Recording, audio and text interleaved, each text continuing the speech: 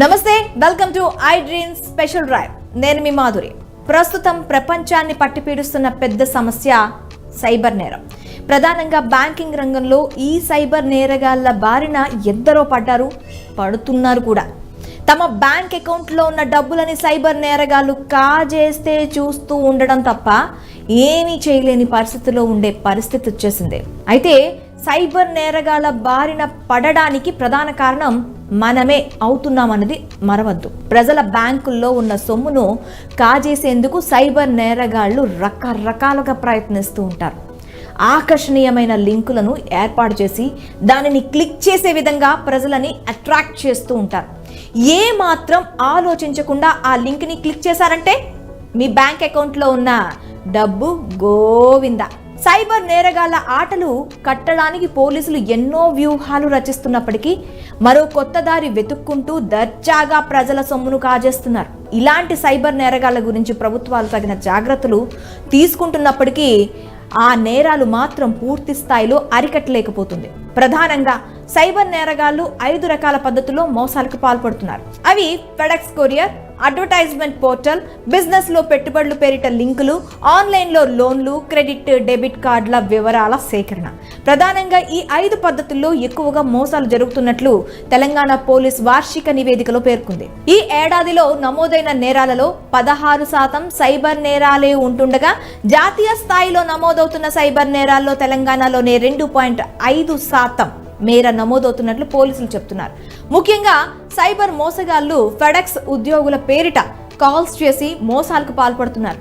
అలాగే పోలీసులు కస్టమ్స్ అధికారుల పేరిట ఫోన్ చేసి మీ పేరిట వచ్చిన పార్సిల్లో అనుమతి లేని పదార్థాలు ఉన్నాయని భయపెట్టి డబ్బులు లాగుతున్నారని పోలీసులు చెప్తున్నారు. ఇలాంటి కాల్స్ పై అప్రమత్తంగా ఉండాలంటూ పోలీసులు హెచ్చరిస్తున్నారు. ఇక ఆన్లైన్ లో ఆఫర్స్ పేరిట మోసాలకు పాల్పడడం మరో రకం. ఆన్లైన్లో పలు రకాల వస్తువులు, సేల్స్, ఆఫర్లు పేరిట ఆకర్షణమైన యాడ్స్ డిజైన్ చేసి యూజర్స్ని ఆకట్టుకుంటున్నారు. ఫ్లిప్కార్ట్, అమెజాన్ లాంటి ప్రముఖ ఆన్లైన్ షాపింగ్ వెబ్సైట్లను మోసాలకు వాడుకుంటున్నారు.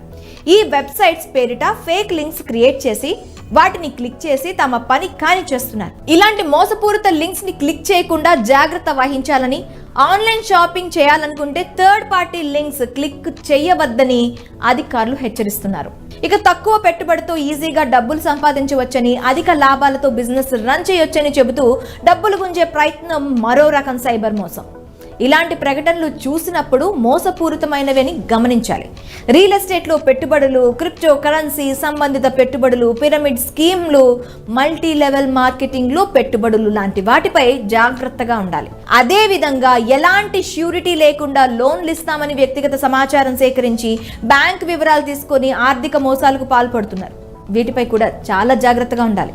మరోవైపు క్రెడిట్ డెబిట్ కార్డుల రూపంలో సైబర్ మోసాలు అధికంగా జరుగుతున్నాయని అధికారులు చెబుతున్నారు. బ్యాంక్ అధికారులమని చెబుతూ కేవైసీ అప్డేషన్ అంటూ మీ క్రెడిట్ కార్డు బ్లాక్ అయ్యిందంటూ మోసాలకు పాల్పడతారు.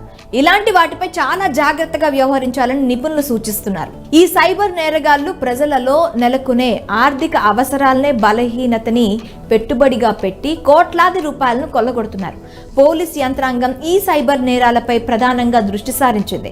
అనుమానాస్పద ఆర్థిక లావాదేవీలకు సంబంధించి సైబర్ నేరగాళ్లవి గుర్తించిన మొత్తం 28,610 సిమ్ కార్డులను పోలీసులు బ్లాక్ చేశారు. తెలంగాణ పోలీసులు ఇతర రాష్ట్రాల పోలీసులతో కలిసి సైబర్ నేరగాళ్లకు సంబంధించిన 58,446 క్రైమ్ లింక్లను గుర్తించి వీటిపై దర్యాప్తు చేపట్టారు.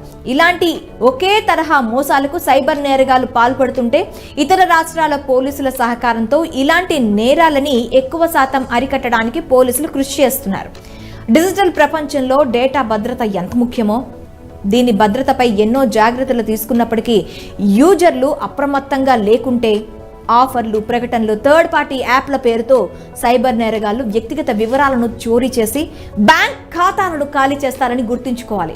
ఓవైపు ప్రభుత్వం, మరోవైపు పోలీసులు ఈ సైబర్ నేరాలని అరికట్టడానికి కృషి చేస్తున్నప్పటికీ ప్రధానంగా ఇలాంటి మోసాలకు గురి కావడానికి మనమే కారణమని గుర్తించాలి. థర్డ్ పార్టీ లింక్లని క్లిక్ చేయకండి.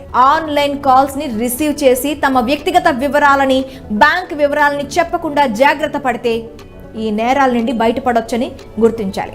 ఇది ఇవాల్టి స్పెషల్ డ్రైవ్. మరొక అంశంతో మీ ముందుకు వస్తాం. Stay with us.